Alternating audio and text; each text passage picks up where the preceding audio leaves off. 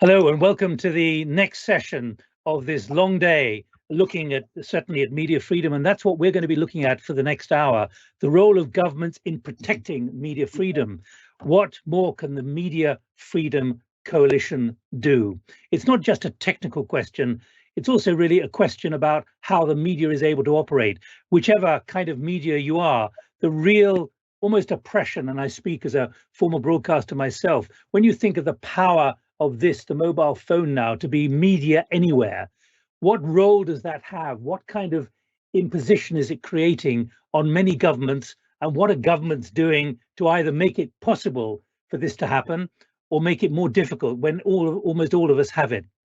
These are real paradoxes. There's a real conflict between the technology and the political imperative. And in many ways, despite what we've got in our hands and the ability of broadcasters and writing journalists to write so much from anywhere on anything at any time, it's now more difficult to do it. And we're seeing that at the moment, at this very moment in India, with the horror of the COVID-19 crisis and the attempts by the government to control information in a crisis, claiming that information about that crisis is fake news. Now, we don't want to get into fake news, but we do want to find out about the challenges of media freedom.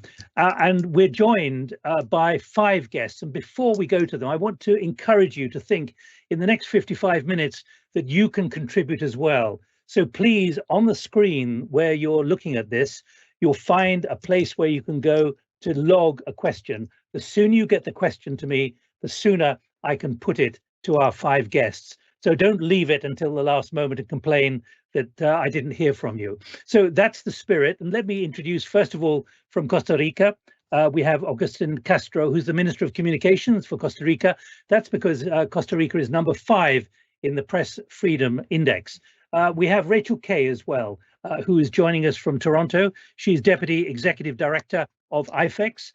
We have Dr. Bahia Tanziblir, welcome, the Human Rights Ambassador at the Foreign Ministry in the Kingdom of the Netherlands. Welcome from The Hague. And Farah Faisal, who's the High Commissioner of the Maldives to the United Kingdom. She's also, in other language, the Ambassador of the Maldives in several other countries across Europe. And finally, we have Patricia Campos Melo, who's a journalist from Sao Paulo in Brazil. She works for Folha de Paulo newspaper, Sao Paulo newspaper. And Patricia, I'm coming to you first, because very quickly, what I'd like you to do is tell us what it's like being a journalist where you work in Sao Paulo and the kind of real constraints and pressures that you're under. Hi, Nick. Hi, everyone. Thank you for Hello. the opportunity to showing you what's happening in Brazil. Well, right now, we are facing 2 crises, the pandemic, which Brazil has the 2nd highest death toll of COVID-19 in the world, and a constant, permanent political crisis. So we as journalists, we face the old challenges, which is judicial harassment, difficulties to access information, and the challenges of reporting during a pandemic, and new kinds of challenges. For instance, with the internet, something that has become very, very common is the targeting of journalists online with defamation campaigns, character assassination, and basically labeling any kind of media that publishes critical reporting as unpatriotic media. So there's a campaign, a constant campaign by the government to see that to say that the media is the enemy, that we're portraying a situation in a way that is really worse than it really is. And this is the opposite of what we're trying to do. We're trying to get information from the primary sources. For instance, it's become so difficult to get accurate figures of the pandemic here in Brazil because the government tried twice to manipulate statistics that media outlets had to form a consortium to gather information directly from the state governments to ensure that we have accurate information. Also, there's been many obstacles for us to use our Freedom of Information Act, which is to request original information from the government, but it's become very hard to get this information. I mean, they have been, blocking every kind of request, so this is also difficult. So when you combine these two things, we are fighting a pandemic, there's people dying everywhere, there's lack of oxygen, everything that that is happening in India as well, and the situation that there's a hostility towards journalists and media in general, because the government tries very hard to portray the media as enemy of the people, so to say, and to block us from getting, original or primary information from them. So I guess these are the main challenges, on top of, judicial harassment that's become worse, and all the other things. Thanks, Patricia. That's a really sobering kind of insight into the kind of daily life that you and many of your colleagues in Brazil are having to endure. But it shows the ultimate conflict there is between the technology, which is allowing so much connectivity, but the political imperative in many countries, an increasing number of countries, to clamp down, which is why there is the Media Freedom Coalition. This was formed in 2019 by the UK and Canada. And that's what today is partly about. It's about celebrating the coalition, but also bringing to everyone's attention the fact that things are getting worse when they should be getting better. And I can already see 2 or 3 of our guests nodding in agreement there. This is the paradox which we want to get into in the next 50 minutes. We'd like to hear from you. Let me remind you, put questions or points that you'd like, particularly if you're a journalist, that I can hear from you about the kind of oppression that you're under, or the kind of things that you are enduring. But before I hear from our guests here, let's go to 2 foreign ministers, to the British Foreign Secretary Dominic Raab, and also to Mark Garneau, who's the Foreign Minister for Canada. First, Dominic Raab.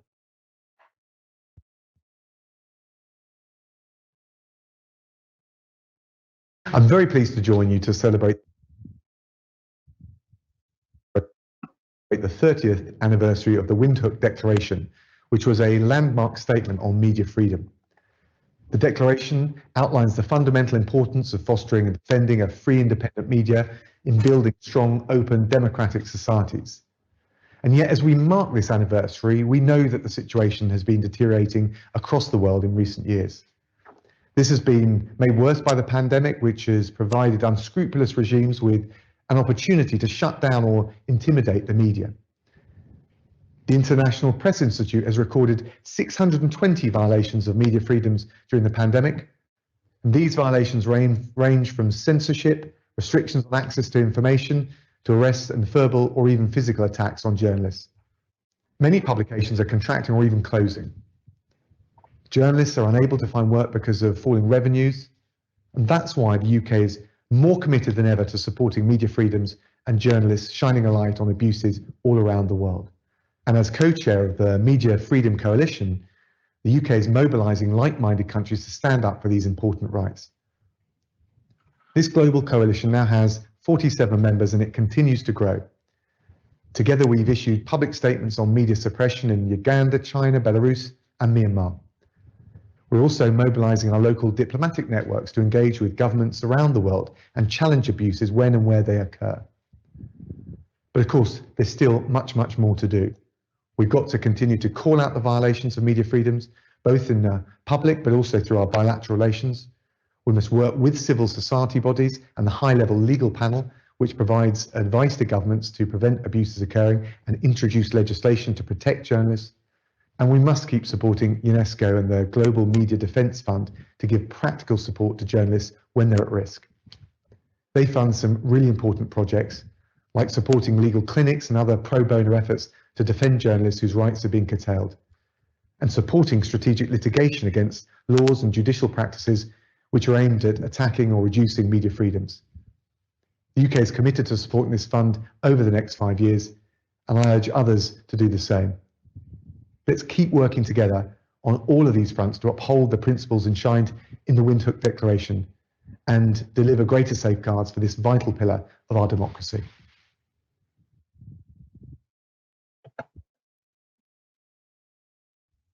Hello, it's a pleasure to join you in celebrating World Press Freedom Day. This year we mark a historic milestone, the 30th anniversary of the Windhoek Declaration. This declaration is one of the world's most important statements of press freedom. My thanks to Namibia and UNESCO for hosting the celebrations. Press freedom is vital to building more democratic and pluralistic societies where citizens are provided with the information to recognize problems, protect themselves, and hold governments to account. This is critically important in the midst of the global pandemic. Accurate and timely reporting is key to our ability to emerge and recover from this crisis. And yet, journalists and media outlets face unprecedented pressures, from shrinking revenue to online harassment and violence from autocratic governments. Women in the media face particular threats, from sexual harassment to intimidation and violence. We need to be doing more to protect women and bring those responsible to justice. Governments have a fundamental responsibility to protect press freedom, as well as the people who work in media, sometimes at great personal risk. Canada is committed to taking concrete action to protect them. Last year, we led on a progressive new resolution on access to information at the Human Rights Council, and we co-chair the Media Freedom Coalition alongside the United Kingdom. I'm encouraged that almost 50 countries have joined the coalition to speak out as one to protect media freedom around the world. Canada was proud to co-host with Botswana the second global conference for media freedom last November. And we will enthusiastically lend our support to Estonia, who will host the third conference later this year.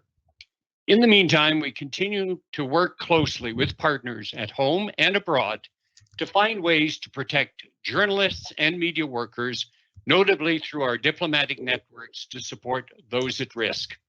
Canada also supports the work of the high-level panel of legal experts on media freedom and contributes to UNESCO's Global Media Defense Fund. Canada is committed to working with the international community on this important and urgent challenge. Thank you all for your commitment to press freedom. I wish you all the best in your efforts and look forward to hearing your ideas. The foreign ministers there of Canada and the United Kingdom. So what we want to do in the next 50 minutes is really highlight and identify areas in which the Media Freedom Coalition can do more to promote and protect media freedom. And I think it's a salutary reminder. I remember working in Namibia during the days of SWAPO, when I could barely use a can of film. 30 years ago, the Windhoek Declaration, remember, it may have been a great statement of principle, but actually there was no digital, there was no 4G, there was no ability to use electronic. It was a very different environment in which they were able to bring that declaration to fruition like this, compared to where we are today with political pressures. Let's go to the Minister for Communications for Costa Rica, Agustin Castro. Agustin, welcome. Give us in 3 or 4 minutes maximum your perspective on why Costa Rica is number 5 in the Press Freedom Index. In other words, what kind of attitude have you created within government which makes that possible and makes it a paragon of media freedom? Hi, Nick, and fellow colleagues on the table. Look, I don't believe that's a merit of the government. This is a merit of the country. Costa Rica has a very strong framework for protecting media freedom, for protecting freedom of expression and freedom of the press. That goes from the Constitution down. There is the constitutional clauses specifically related to that, and there are specific laws related to that, and there is a strong protection for those rights within the constitutional court that we have. So it's pretty common that journalists go to the constitutional court to defend their freedom of access to information and so on. There is a tension, of course. Sometimes they are right, sometimes they are not, but the point is that the legal framework provides for that. That's one part, very important part of the equation. Second one is the culture. The culture and the sociocultural factors are in this country tends to protect freedom in general. So the freedom of the press and freedom of expression are seen by people as part of their rights, and they demand that those rights are respected. So that creates an environment that leads to those freedoms being exercised vigorously by the people. Third, of course, is that governments should follow a principle very important, is do not harm. And Patricia was mentioning the labeling that they suffer in their country, and the government resorting to say that ex-courage is unpatriotic or whatever like that. And you won't hear that here, because even if there are differences and there are critiques and so on, it's understood that freedom to criticize and so on is part of the rules, and is part of the democracy that is living, that people really lives in democracy. Third is for this, provide the info. As the report from Media's Freedom states, the pandemic made things worse for media in general. And Patricia was mentioning the problem they have to access to official numbers from the federal government and so on, and how they need to resort to build their own numbers, working with the state's governments and so on. Well, here we provide that info every day. Sometimes it's good info, sometimes it's really bad numbers. Right now we are in the midst of the third wave, and it's a very worrying one. But we don't hide the numbers. We show the numbers, and we try to give those numbers a framework so that people know that this is bad. We need them to take care of themselves and so on. Because there's nothing to win to trying to hide the reality of it, if you have the hospitals full or how many deaths there are and so on. On the contrary, we try to use those numbers so that people know the reality and tend to protect themselves, because that's a very important part of the equation here. Agustin, I'm going to have to ask you this, if I may. Is there any pressure within your government to try and control the information in ways which could be seen as more sinister? Quickly, if you can. Yes, we get that critique. There's people that don't believe in the pandemic. You know that there is people that ask, what pandemic? And they say that we try to use that as fear mongering. But no, the realities on the beds and the hospitals, or how many positive cases are there, are public. All because right. of that. We made that public, and even county by county, how many people is there that has the illness or is in the hospital and so on. So Agustin, could I ask you to pause for one moment, because I need to hear from everyone else, if I may, at this point. So thank you very much indeed, particularly underscoring that line that the Costa Rica, it's one of the rights of democracy to have media freedom. And literally, as you were speaking, there's a message here from Sheila Plata in the Philippines saying, I'm from the Philippines, where attacks on journalists are very rampant. If you are a critic of our current government, and therefore she's putting on the agenda for all of you how the international agencies, multilateral organizations should help the journalists being harassed by the state like that. In other words, the difference between protocol and diplomacy and the reality on the ground. And I think, Madam Ambassador, the Human Rights Ambassador from the Netherlands, Bahia Lee, can I ask you to pick up on that point for your 4 minutes, please? Sure. So it's all about what governments can do more to support media freedom and to deliver information for the common good. And this is a very important point, and actually it should be on the daily reminder and to-do list of all governments. And I would first like to say that I'm happy that the Media Freedom Coalition takes the lead to reflect on what governments, including its 47 members, can do more to support media freedom. In the interest of time, I'll highlight 2 concrete actions that require particular attention. First, to persuade more countries to effectively use and implement the international standards and apply the tools we already agreed on. And second, to encourage more countries to support an active, strong, and diverse civil society that speaks out.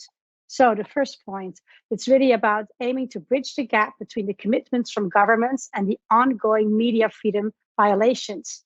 Governments can definitely make a greater and more conscious effort to comply with the media freedom standards and apply the rules they already agreed upon. So more action and implementation and more political will and ambition. And what is particularly very important and effective is the strengthened international cooperation and innovative multi-stakeholder partnerships, such as the Media Freedom Coalition, of course, because it gives us strength in number. And the coalition's added value is really the instant access to other governments and the ensuing discussions on cases of particular concern. So it puts us in a stronger position to take more effective action and have impact when we discuss cases such as in Yemen, the Philippines, and China. More countries, I would like to add, can lead with complementary initiatives to support media freedom. To this end, the Netherlands took a political initiative at the 2020 World Press Freedom Conference that it hosted last December.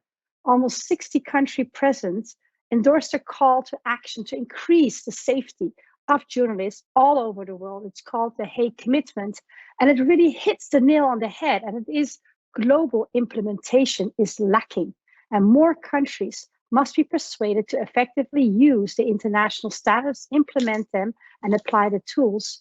So more colloquially put, governments need to take the gospel to the streets. And the Hague Commitment offers practical guidance, like just utilizing it also through the Universal Periodic Review, implement their commitments and co-sponsor relevant UN resolutions. We hope that this call will be honored by all countries around the world, because we cannot allow sticks and stones to break the bones of free press.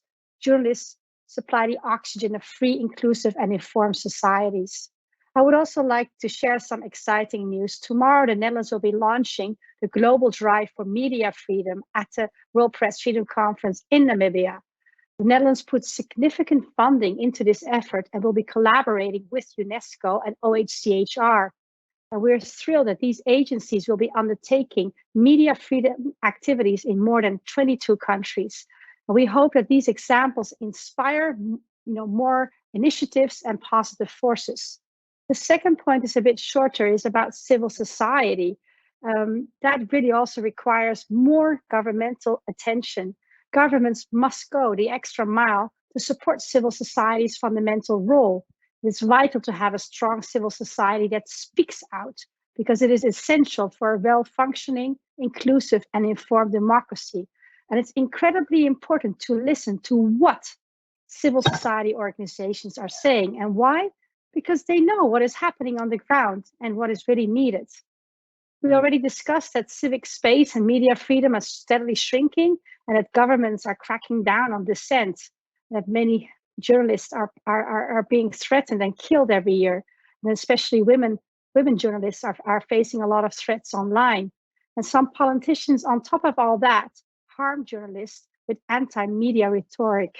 So we need governments more to speak out together on this trend and invest in strategic and innovative partnerships for media freedom. This is the ambition of the Netherlands, and we're on it every day and learning every day. Working with civil society, is our experience, makes us much more effective. I would like to give one concrete example of which I'm really proud. It's a multi-stakeholder partnership between the NGO Justice and Peace, the growing number of Dutch and international cities, and the Dutch Foreign Ministry. Through this innovative partnership called the Shelter City Program, the Netherlands is really making a real difference for civil society, and we're now creating extra capacity for journalists at risks. They come to the Netherlands, they stay in a shelter city, they obtain new ideas, renewed energy, and then they go back to their own country to continue their work. So taken together, what can governments do more? They can invest far more and more effectively in strategic coalitions such as the Media Freedom Coalition, but also strengthen innovative multi-stakeholder partnerships with civil society, because we are much stronger and more effective together. And I hope that could be our motto, because then we will really be able to make a change for media freedom, the safety of journalists. Thank you, Nick. Over to you. Thank you, Ambassador. And Patricia, I'd like you to pick up on that, because in a moment, when we've heard from the High Commissioner, because obviously there's an interesting difference between the ambitions of what we've heard from the Ambassador and the reality that someone like you is facing, and we're already getting other comments as well about what other journalists are facing. And there is one question here: has the Media Freedom Coalition had any success since it was launched in 2019? So if you know of any success, please tell me, because certainly that's the view of Mary Myers, who's a researcher at the University of East Anglia. She would like to know if there has been any success. High Commissioner, let me come to you from the Maldives. Give me your view on how far this is moving and how successfully, if at all, it's moving. You're on mute, I'm afraid, Ambassador. Hello. Yes, thank you very much. Maldives, of course, joined the Media Freedom Coalition in 2019 because we, believe very strongly in independent and free press. But before I talk about the Media Freedom Coalition, can I just throw in something from the perspective of a small state? I think the challenges we face as small states are sometimes very different to what the challenges journalists are facing in larger countries, and thank God in a way for that. But for example, what we face in small states is symptomatic of all small countries, I believe. That is because the environment they have to operate is not very free from each other. Let me explain. Maldives, Malaya capital, is less than 2 square kilometers. Now, almost everyone is connected to each other in a myriad of relationships. You went to the same school together, your neighbors, your parents knew each other, you could be related to each other. So in that kind of small knit communities, for journalists to write anything local is inevitably writing about something or someone that could be connected to you in a myriad of ways. So it's a very difficult environment sometimes they have to operate in. Difficult, but not in dangerous in the sense of larger countries are facing, but sometimes it's a very difficult environment. And I can't foresee an easy way out of this, because this is basically symptomatic of being very small, communities. The Maldives joined the Media Freedom Coalition because we strongly believe that this is a place where we could promote the media, and we could get assistance to actually promote and help ourselves as well as others in facing and dealing with the challenges that we face. We have, had a lot of engagement with the Media Freedom Coalition, and I'm only speaking from the perspective of Maldives. Yeah, I do understand that, but we have been able to put forward several bills into the parliament, for example, a freedom of expression, freedom of press bill, and also introduced the Maldives Media and Broadcasting Authority bill. And so actually to build the legal framework that we need to help provide the media a free space for them to operate. So in that sense, for a small country like the Maldives, I think the Media Freedom Coalition is a godsend. Thank you. Ambassador, thank you very much indeed. Let me just say, do please get your questions in. I've already got some here, but I'd love to have more if you want to put them through. And if anyone of our guests can answer the question about the successes, I'd like to hear from you in a moment. Now, Rachel Kay, joining us from Toronto, welcome. Just to explain what IFEX is, first of all, and then take it away with your view of whether there really is an upholding of media freedom at the moment. Thanks, Nick, so much. And yes, IFEX is a global network of freedom of expression organizations, over 100 organizations in more than 70 countries. And we have the privilege of being one of the co-chairs, one of 3 co-chairs of the consultative network of the Media Freedom Coalition. The consultative network is made up of 17 members, and it was created back in January of 2020 to represent civil society organizations, media groups, journalists associations, and media development actors in the discussions and interactions with the coalition. And in thinking about, how we might actually work together more effectively with respect to what was spoken about in terms of government and the coalition itself and civil society that were raised by several of the distinguished colleagues here. I thought about what would be really important to first reflect on what the consultative network has done in this regard. And we've brought forward many cases of concern coming from countries where media freedom is at particular risk, and specific cases of individual journalists or media outlets under threat, knowing that an action from the MFC could have an impact. We've shared information on the case, along with clear recommendations on what the MFC can do to address it. And we've also channeled suggestions from CSOs and media and journalists on themes and actors to be part of the global conference that was referenced earlier, as well as provided feedback to the MFC on their documentation and their processes to inform and improve its functioning. 2020 was a very difficult year for everyone, and 2021 does not seem to be letting up. It's clear the constraints this has posed on governments and the coalition, as many have spoken about, and it has on our own organizations. And yet, as we've said, media freedom has never been more important. The members of the Media Freedom Coalition continue to have the responsibility of meeting the expectation to put media freedom as a priority in their agenda. And to achieve this, we really must continue to work together in the most effective ways to make this happen, as mentioned by Ambassador Bahia just a moment ago. I think for this, we have a few proposals. One is leading by example. Governments need to ensure their legislation, policies, and practices are in line with international human rights standards on freedom of expression, access to information, and media freedom. This was also mentioned by Minister Castro and Ambassador Bahia as being part of the solution.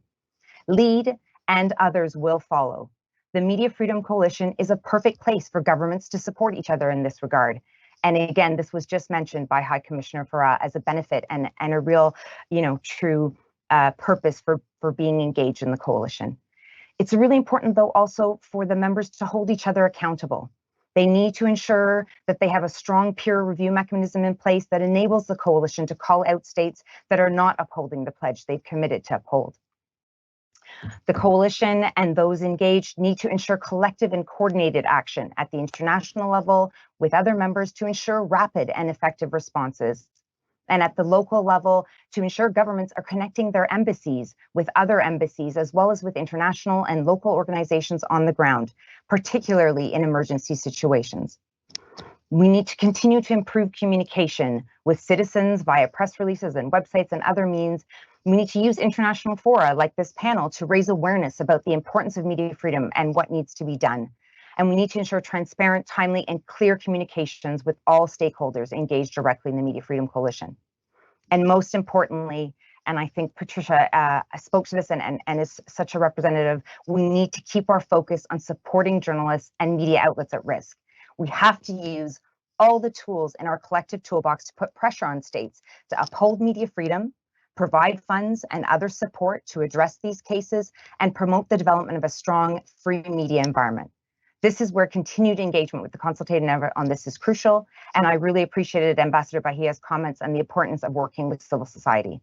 So let's remember that the MSC is a unique initiative that has brought together states committed to promote media freedom. It's the first of its kind and serves an example of a proactive coalition of like-minded people who can have an impact on keeping media freedom a priority. This takes work, as we know, and looking back at what we've done, which we will hopefully speak about shortly, Nick, as you've asked, we've taken steps together and found our footing. Now, with all this experience, we can find our stride. And if each member of the MFC commits to the work involved and makes media freedom and safety journalists a priority inside and outside their borders, that can happen. This way, I'm sure working together, we will find success. So thank you, Nick, and back to you. Thank you very much, Rachel. Patricia, let me come to you. Given what you opened this discussion with, the kind of litany of oppression, really, how much does the principle of protocol and diplomacy that we're talking about, how much does that relate to what you're having to endure every day? If there were complaints, protests, representations about, say, someone like you to the Brazilian government by organizations internationally, would that make any difference at all? Hi, Nick. Yes, I think that makes a huge difference. One thing is that here, we journalists on the ground, many times we're the only source for information that is being distorted by the governments. So it's us who are going to ICUs, who are, analyzing the budgets. And because we're doing this and we are going counter the narrative of the government that everything is really good, that there are no lack of resources, that the debts are subsiding, we are targeted as journalists. So this massive campaigns, it's not only online, it's really bad with women. There's a misogynistic aspect of it. There's always trying to portray female journalists there as offering sex and all this like really misogynistic things, and the media in general. So that it got to a point that there's like regular people on the streets that are attacking media people. There was a photojournalist last year covering one of the protests. He was punched and he was shoving. So because you say so many times the media is the enemy, the media is fake news, that people believe this and start attacking individual journalists. So when you have an institution or diplomacy, foreign policy, telling the world what is happening there, it's really important. At best, I mean, it could even make the government at least a bit uncomfortable about its image. Because many times we don't know what's happening in other countries, and supposedly Brazil is, a democratic country. It is. We had elections, but the way that democracy is being eroded, and also freedom of the press is being eroded, is very insidious. It's very subtle, and when you realize what's happening, it might be too late. So it is essential that organizations shed light to what's happening in our countries. Thank you. Let me ask who would like to come in. We have 25 minutes to run, so already the time is being eaten up, but we still got plenty of time to make sure we have a clear message and a clarity of understanding by the top of the hour here. Who'd like to come in? Ambassador Bahia, would you like to come in? Do you believe you really have impact? Rachel, do you believe you really have impact? Because Patricia is saying, actually, if there are protests, there are representations, then that can make a difference. What's your experience, Ambassador? So the question was related to let's say the effect or impact of the Media Freedom Coalition. Yeah, I can say from our perspective, we strongly believe in investing in such and joining such coalitions. Why? But do you believe it has impact, or are you dealing Absolutely. with governments who believe they can get away with it with impunity? Well, you cannot instantly change all governments. We all know that. But the fact that through the Media Freedom Coalition, our voices and our concerns are amplified 47 times, that is quite powerful. And also, we have been adopting statements on cases in Yemen, in the Philippines, China, situations of concerns in places such as Mexico, Belarus, and Uganda. It's quite different than having, for instance, only from the Netherlands or from the Media Freedom Coalition, including 47 member states. It really makes a difference. And we come from all different parts of the world, and we're small states, medium-sized states, and big states. So that is quite impressive. And I think also, this is only a very young coalition, which was established 2 years ago, but already we've had 2 ministerial conferences. We're bringing the whole world together, the civil society, other important organizations, the ministers. But do ministerial conferences produce results which affect Absolutely. and make it easier for Absolutely. journalists?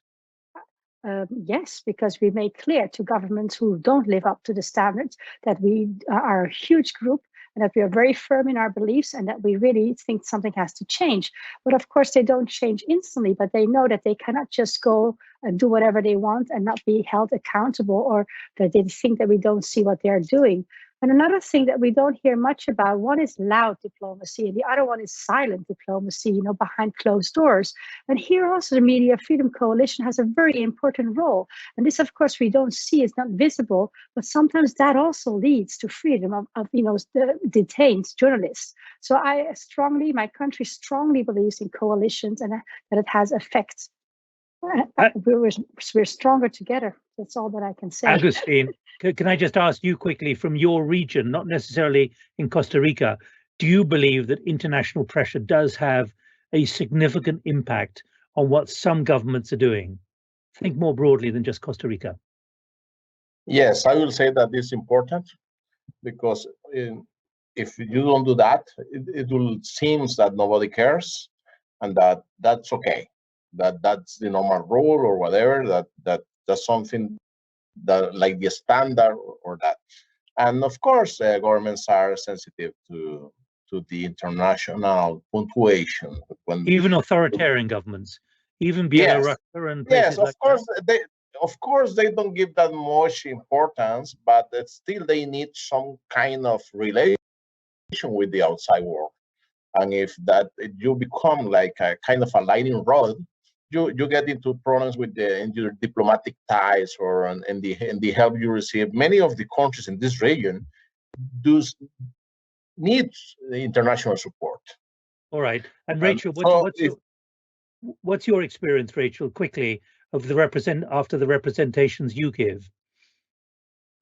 In terms of the impact and action, I mean, I think that we're seeing as the coalition has been, moving ahead with different cases. I think we are seeing greater action on cases by the coalition, and I think that is demonstrating two things. I think one is that not just saying something and not just speaking out, but actually taking action on the ground, that trying to affect does make a difference. I do think that the kind of action, as mentioned by the ambassador, around not just the public statements, but also that private bilateral diplomacy, and also when you have states, for example, instead of just doing one bilateral piece of diplomacy, if several states are doing that same bilateral diplomacy with the states, I think that could be a very powerful tool. I think really taking more advantage of the local missions that countries have in situations where things are extremely challenging and where they could benefit from raising awareness and providing that support. I think that Patricia talked about really shedding light on what's happening, that these are some of the only people that are able to speak out, and if they're not if their situations are not raised and if there's not visibility to them, that really does, put them at more risk, and I think is challenging. Well, let's please, High Commissioner. Can I just add something to that? I mean, we are talking of Media Freedom Coalition versus the rest of the world, but let us look at inside the Media Freedom Coalition, the member countries itself. By being part of that coalition, it gives us you look inwards and see what are the things you are doing wrong and what are the things you need to correct yourself. So it being part of the coalition also gives you strength to actually change whatever and learn from each other and make your own regulations and create better place for your own journalists to work within. So let's not just look at from what Media Freedom Coalition versus the rest of the world. Let's also look at what the member states are doing among ourselves. I mean, let me just again give you an example from the Maldives. We joined Media Freedom Coalition in 2019, and from we've moved 48 places on the World Press Freedom Index now, because we learn from the other countries, we learn from each other's experience. So it's also within ourselves that we have a chance to better create an environment for our own journalists. Tremendous. Okay, well, look, let me just see if we can go to a representative from the British Foreign Office, Kanbar Hossain Bohr, who is Media Freedom Coordinator, because this is about data. And I thought this question would come up, so I asked if someone from the Foreign Office could be available. Would you like to, Kanbar, just pick up, particularly on that question from the University of East Anglia, from Mary Myers, about successes, given what your Foreign Secretary was saying earlier? Yes, thank you very much, Nick. We've heard some very eloquent interventions from the Ambassador from the Netherlands and the High Commissioner from the Maldives. I'll just build on that. Two very key points, really. One is the international advocacy is really crucial. Prior to the formation of the coalition, there hadn't been the profile on media freedom, but since its creation, the international advocacy has really increased. We've had a number of statements of particular countries of concern, and we know offline from our posts on the ground that the countries in question, they listen, they hear, and often they don't like it. That means that there's a reaction. But also we're very keen on international action. what can we do to actually support media freedom on the ground? And for example, here in the UK, we've recently passed a national action plan ourselves. That's primarily because we want to lead by example and our commitment and the pledge of the Media Freedom Coalition. We know other countries are doing that as well. We also have been working very closely with UNESCO on the Global Media Defence Fund, which last year, in its first tranche of funding, has supported over 1,000 journalists on the front line. And finally, the High-Level Legal Panel has produced a number of recommendations which many states, including ourselves, have adopted, and we know that that means that the media legal environment is improving. My final comment on this is that the Foreign Secretary noted there is much to do. We are a young organisation, we are learning all the time, we are growing all the time, and our commitment to improve remains there. So we will take on board all the reflection and feedback I have, and we will be redoubling our efforts to ensure that the impact can be sustainable. Thank you. Thanks, Kanbar. And just as you were speaking, we've got a message here from Maureen Nkandu saying that international pressure does have a bit of impact in that oppressive governments realize that there is focus on what is going on in their countries. They take note that they cannot get away with it, but when the noise is quietened, they really don't care. Patricia, let me come to you as an active journalist. If your case was to be highlighted, how might that be? How might the authorities, those with more sinister intent, how might they react to that, given the kind of government that you have and the kind of president that you have and the kind of environment you have, quite apart from the COVID problem? Difficult question.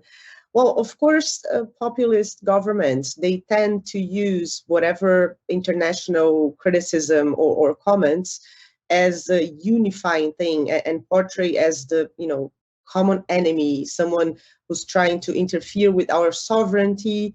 But in the case of journalists, and here, I mean, in my particular case, when the government started, government and followers and ministers started attacking me, basically using sexual language, this shed light to what was happening to like many female journalists in Brazil. And you had many international organizations saying, this is what is happening. Brazil is a democracy, but this is how they're trying to intimidate journalists, specifically female journalists. And we have not had a backlash from the government yet. The government is using this legislation of national security against several journalists. But I think that the fact that there's been international criticism, unlike what is happening with the Amazon, which in the beginning, they would use criticism as, a way of saying this is people trying to interfere with our internal matters.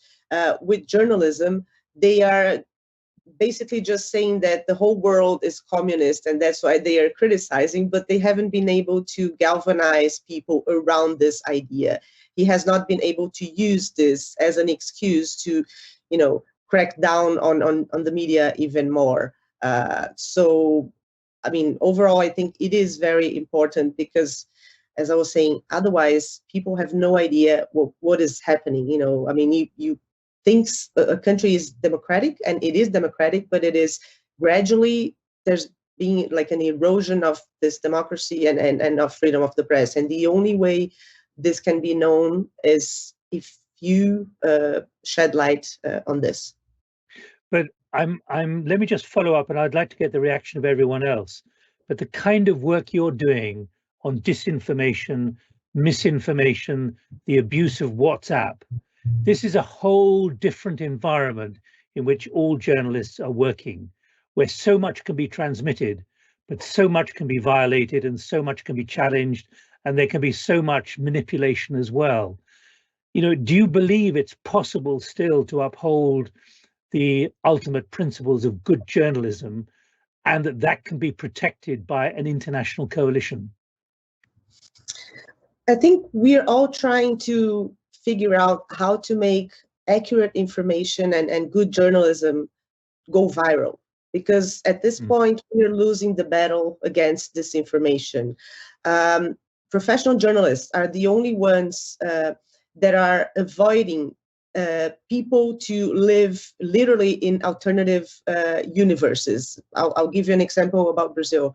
Brazil is one of the only countries in the world where millions of people are still using hydroxychloroquine and other medications that are totally useless against COVID. And why is this happening? Because there's a communication strategy, disinformation strategy from the government to keep these people in alternate realities. What we can do, and with the support of coalitions such as the Media Freedom, is make our journalism and accurate information more powerful so that it reaches a wider audience. This is the big challenge. And for that, we need two things. We need to be able to work. We need to be able to, look into the documents, analyze budgets, go into ICUs, go into homeless shelters, everything, not block the access, and also have strength, be it financial, be it institutional, to make this go to a wider audience, to try to not to keep it in the bubble of people who actually pay attention to fact checking, right? In that sense, I think, yes, it is essential. Thanks, Patricia. That phrase you used, how to get good information to go viral, that really is indicating really that there's a significant oppressive problem here. Agustin, you wanted to come in. Yes, Nick, because this subject is very important, because the people is the ultimate victim of this fake news and so on, this alternative universe that Patricia was saying. And we suffer that a lot also because the pandemic, sometimes you need to take some measures, let's say. And then suddenly there is a WhatsApp chain there saying that you are going to do this, that, and so on. And this is totally fake. But people tend to believe that. And yes, the war with the media and the journalists, the professional journalists, is the only wall that there is, like, to try to prevent that from becoming the reality. And so we tend to work a lot with the media here in collaboration to try to clarify those fakes. It's every day. It's kind of like every day there's something going around. And unfortunately, sometimes the media is also victim of that because they get those and they try and they in trying to get some news in advance of their competitors, they tend to publish and so on. It's very difficult, yes, to get to the people real information about that. And I can only imagine the difficulties when the government is trying itself to push other realities also. So this is a very rich subject that needs to be delved into. Right, we've got 10 minutes maximum left. What I'd like to do is keep taking it forward in the spirit of 2 years ago and the Windhoek Declaration. What has to be done next at a time when life is getting ever more difficult for journalists, those who can actually do journalism and who can afford to do it, working for an organization which might have some money? I'm very struck particularly by the absolute conflict that we've seen in Myanmar between a government trying to create martial law, but actually a public which is determined to make sure that the world can see what is happening. I did a big study for the Reuters Institute 13 years ago, where the Myanmar government complained about emails, complained about cameras, complained about camera phones, saying they were producing not fake news, but they called it a sky full of lies. And that's a mindset that you're seeing in far too many countries at the moment. Ambassador, can I come to you first of all? Ambassador in the Netherlands, what do you believe needs to be done? And I'd like to ask all five of you, what needs to be done? What's the message to the two foreign ministers which their officials can take forward? Ambassador. Keep on investing in the Media Freedom Coalition, but also to bring documents such as the Windhoek Declaration, the UN Plan of Action, and the Hague Commitment to life. We already have the standards, we already have the tools, we already have practical guidance that we all agreed on. We have to bring it to life. So we need to start doing what's in these documents. And I think also not only to think in doom scenarios, but I just want to recall last year at the UN Human Rights Council, after a lapse of 11 years, we finally managed, as a UN Human Rights Council, to adopt a very strong resolution with normative norms that journalists are using now. And this is also something that we can, use and also follow up on and monitor and everything. So we need to not constantly create more, but we need to start doing what is there. But what do you do about China? Example. What do you do about China? What do you do about Russia? I think of the BBC correspondent who had to leave to go to Taiwan because of oppression, because of all he revealed about the Uyghurs and then Xinjiang and so on. That became impossible, and he was harassed and had to leave. Yeah, of course, we cannot always, get the result that we want to have, but we can put all our effort into it and do our very best. And then, if the result doesn't come, it's not our failure, it's that government's failure, but it gives that journalist strength and all the journalists in the world. Because if they see that we don't do anything, what about the journalists in Sudan or the journalists in Turkey or in Syria or whatever, we give them strength, we give them a face, we give them a voice. And that is really all about our work. We cannot guarantee the result, but we can do our very best. And this is why we are together and we work together. Right, we got 5 minutes to go. Rachel, what's your message of what has to be done? It is not a lost cause. It is a cause which is building, you're saying. Yes, and I think that it really goes back to the first and last thing I mentioned earlier. Lead by example, really demonstrate, as both the ambassador and the High Commissioner spoke about, really leading by example as a government. And then I think on the other side, keeping that focus on supporting journalists and media outlets at risk, because I think without really trying to do whatever you can, even in circumstances so dire as you talked about, Nick, then really we're not going to be able to affect or have any impact on High changing Commissioner, that. your message. High Commissioner, your message. Thank you. I'm a firm believer of bettering yourselves. And I think the Media Freedom Coalition need to expand, because when you are a member of such a body, such a coalition, you are forced yourself to do better for your own journalists. And I think the wider, the bigger we grow, the more stronger we become. And the countries themselves have to turn their own, look at themselves and create a better environment for their own journalists to work. And I think this way we can grow and create a better place for all the journalists of the world. I think that is the key. We need to slowly expand, slowly grow, and make our own members accountable. Well, that's tremendous. We have a message here from the future ambassador of the United Kingdom to Albania, a country I remember for many years I could never get into because of the obvious problems there. But he says he's going to Albania as British ambassador. How do the panel recommend the coalition encourage countries like Albania that have expressed an interest to join the coalition, but also have some challenges around media freedom and a need to translate positive intent into real change on the ground? Alistair, I don't think we're going to get an answer for you, but at least I put it on the agenda to take away with the recording of this panel. Agustin, and I'll come to Patricia last. Agustin, what's your message about what has to be done to make sure there's momentum and increased momentum for the coalition?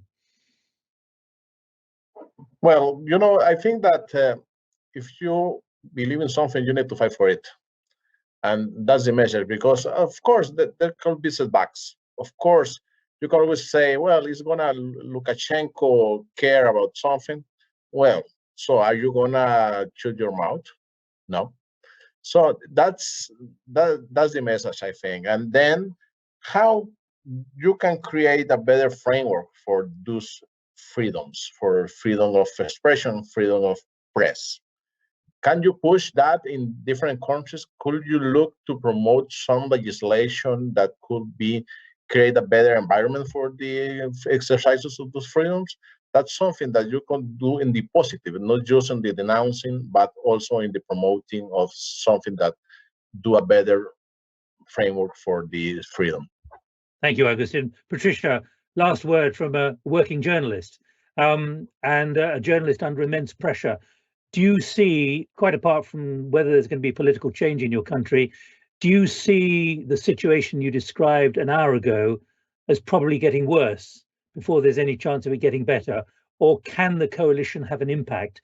In other words, should the message go back through The Hague and elsewhere that actually more pressure on Brazil means your life might be a lot easier or a bit easier?